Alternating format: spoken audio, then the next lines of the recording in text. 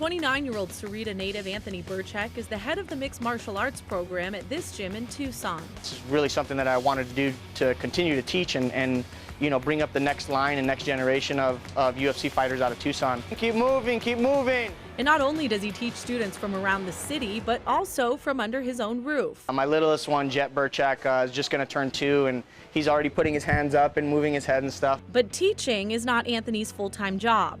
He's a professional ultimate and MMA fighter. Birchak was asked to go pro after winning an MMA fight in the back parking lot of a Nogales movie theater.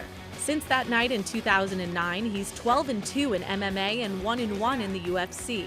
His fiancée Mercedes has been in his corner since the very beginning. He's evolved quite a bit in the short period of time that he has been fighting. I've actually had the privilege of watching him from the start of his career. If a new fighter loses its first 2 fights, the UFC hands them the pink slip. Anthony was 0-1 going into UFC Fight Night 68 on June 6th in New Orleans. When your job's on the line, there's a lot of stuff that runs through your mind. How am I going to be able to provide for my family? What am I going to do after this if I fail? But the Toro, as they call him, did not fail. With aggression like a bull, Anthony knocked out his opponent Joe Soto in 1 minute and 37 seconds. Keep on coming. Joe Soto still has yet to recover. Anthony Birchak runs away. Wow. I didn't even throw a lot on that punch. I kind of just threw it out there to clear the space. Landed right on his chin, and I saw him kind of collapse. I didn't think it was real. I kept having it, ask, was this real life?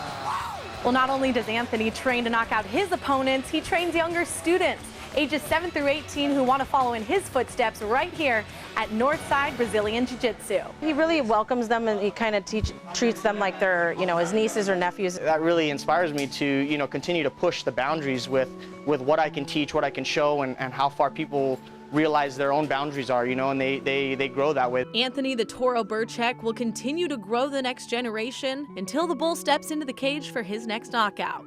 Ashley Brewer, KGUN 9, on your side.